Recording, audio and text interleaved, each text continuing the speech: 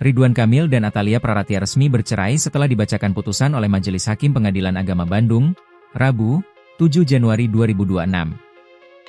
Dalam putusan cerai tersebut, Majelis Hakim juga mengungkapkan terkait hak asuh anak keduanya. Dalam putusan Majelis Hakim menetapkan bahwa hak asuh anak Camelia Laetitia Az-Zahra, Zara, jatuh ke tangan Atalia Praratia selaku ibu kandungnya.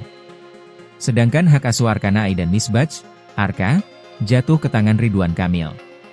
Kuasa hukum Atalia Praratia, Debbie Agus Friansyah menjelaskan hak asuh Arkana tidak masuk dalam putusan cerai karena bukan anak kandung.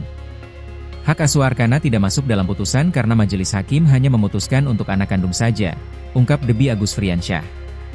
Meski begitu, secara teknis dan berdasarkan kesepakatan bersama hak asuh Arkana jatuh ke tangan Ridwan Kamil.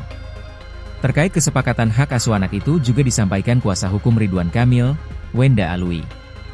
Semua biaya nafkah Zara, baik Ridwan Kamil dan Atalia akan bekerja sama. Sedangkan biaya nafkah untuk Arka sepenuhnya diberikan dari Ridwan Kamil. Pengacara Ridwan Kamil lainnya, Oya Abdul Malik mengungkap alasan Arkana diasuh kliennya karena atas permintaan Ridwan Kamil sendiri. Alasan lain Arka di tangan Ridwan Kamil karena juga mengingat usia Arka yang masih kecil dan secara psikologis dibutuhkan kliennya. Selain itu, kata Wenda, Arka lebih dekat dengan Ridwan Kamil. Pada masa kesendiriannya setelah perceraiannya dengan Atalia, Ridwan Kamil membutuhkan Arka sebagai anak laki-lakinya sebagai pendamping dan pelipur lara.